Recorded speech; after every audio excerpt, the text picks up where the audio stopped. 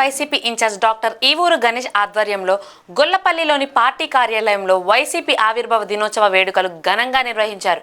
ముందుగా పార్టీ జెండా ఎగరవేశారు. ఈ సందర్భంగా ఆయన మాట్లాడుతూ పార్టీ అధినేత వైఎస్ జగన్మోహన్ రెడ్డి మొండి ధైర్యంతో ఢిల్లీ పెద్దలను ఎదిరించి ప్రజా పోరాటాలకు సిద్ధపడి 15 ఏళ్లయిందన్నారు. రాష్ట్రంలో ఉన్న వైసీపీ పార్టీ కుటుంబ సభ్యులందరికీ ఆవిర్భావ దినోత్సవ శుభాకాంక్షలు తెలిపారు.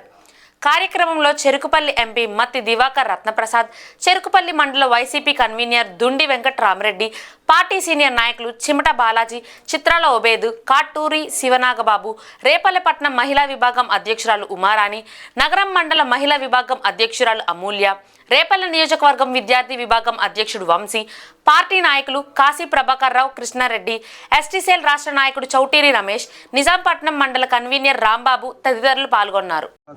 మీరందరూ ఇక్కడికి వచ్చి జెండా ఆవిష్కరించేందుకు నా హృదయపూర్వక నమస్కారం తెలుపుకుంటున్నాను. 2011లో వైఎస్ఆర్ కాంగ్రెస్ పార్టీ స్థాపించడం జరిగింది. ఎందుకంటే ఆ రోజు సోనియా గాంధీ గారు పాదయాత్ర చేస్తున్న జగన్మోహన్ రెడ్డి గారు చేయనీయకుండా అడ్డుపెట్టారు. కాబట్టి మనం సొంతంగా పార్టీ పెట్టి ప్రజల వద్దకు వెళ్ళాలి, ప్రజాసేవ చేయాలి అనే రీతిలో మనం 2011లో పెట్టి 15 సంవత్సరాలు అయింది. 15 సంవత్సరాల నుంచి మడమ తిప్పకుండా, మాట తప్పకుండా దిశ దశ నిర్దేశిస్తూ మన నాయకుడు జగన్మోహన్ రెడ్డి గారు ఎన్నో సంక్షేమ పథకాలు ప్రవేశపెట్టి ఒక 50 సంవత్సరాల వరకు తిరుగు లేకుండా సంక్షేమ పథకాలు ప్రవేశపెట్టి నవరత్నాలు అనే దాన్ని ప్రవేశపెట్టి ఎంతో శ్రమపడి కష్టపడి ఒక పక్క కరోనా, ఒక పక్క వాళ్ళ ఫాదర్ చనిపోయారు, వైఎస్ఆర్ గారు చనిపోయారు, ఒక పక్క ఆదాయం లేదు. వెళ్ళేటప్పుడు మన అంతకుముందు ముఖ్యమంత్రి గారు ఎవరు చంద్రబాబు నాయుడు గారు ఏం చేశారంటే మొత్తం డబ్బులను ఖజానా ఖాళీ చేసి చాలా కొద్దిగా మాత్రం అడ్డుపెట్టి వెళ్ళారు. ఆయన ఒక్క మాట కూడా టీడీపీని కానీ ఎవరిని అనకుండా సొంతంగా కష్టపడి శ్రమపడి బాధపడి అందరినీ బీసీ ఎస్సీ ఎస్టీ వాళ్ళందరినీ తీసుకొచ్చి పైకి తీసుకొచ్చే ఉద్దేశంతో ఎన్నో పథకాలు ప్రవేశపెట్టారు. అవన్నీ అమలు చేశారు. ప్రతి నెల ప్రతి వ్యక్తికి ఏదో విధంగా సహాయం చేస్తూనే ఉన్నారు. టెంపరీగా కాకుండా పర్మనెంట్గా కోసం మెడికల్ కాలేజీలు కూడా ఆయన 5 మెడికల్ కాలేజీలు లైసెన్స్ తీసుకొచ్చారు. 17 మెడికల్ కాలేజ్ ఏమో ఓపెన్ చేశారు.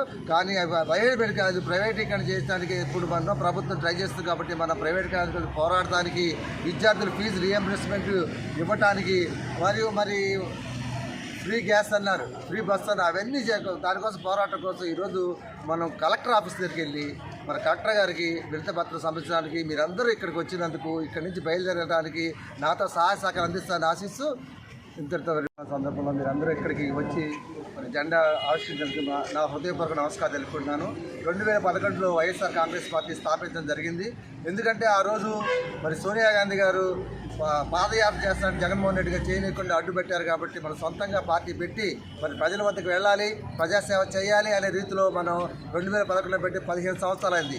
15 సంవత్సరాల నుంచి మడమ తిప్పకుండా, మాట తప్పకుండా దిశ దశ నిర్దేశిస్తూ మన నాయకుడు జగన్మోహన్ రెడ్డి గారు ఎన్నో సంక్షేమ పథకాలు ప్రవేశపెట్టి ఒక 50 సంవత్సరాల వరకు తిరుగు లేకుండా సంక్షేమ పథకాలు ప్రవేశపెట్టి నవరత్నాలు అనే దాన్ని ప్రవేశపెట్టి ఎంతో శ్రమపడి కష్టపడి ఒక పక్క కరోనా, ఒక పక్క వాళ్ళ ఫాదర్ చనిపోయారు, వైఎస్ఆర్ గారు చనిపోయారు, ఒక పక్క ఆదాయం లేదు. వెళ్ళేటప్పుడు అంతకుముందు ముఖ్యమంత్రి గారు ఎవరు చంద్రబాబు నాయుడు గారు ఏం చేశారంటే మొత్తం డబ్బులను ఖజానా ఖాళీ చేసి చాలా కొద్దిగా మాత్రం అడ్డుపెట్టి వెళ్ళారు. ఆయన ఒక్క మాట కూడా టీడీపీని కానీ ఎవరిని అనకుండా సొంతంగా కష్టపడి శ్రమపడి బాధపడి అందరినీ బీసీ ఎస్సీ ఎస్టీ వాళ్ళందరినీ తీసుకొచ్చి పైకి తీసుకొచ్చే ఉద్దేశంతో ఎన్నో పథకాలు ప్రవేశపెట్టారు. అవన్నీ అమలు చేశారు.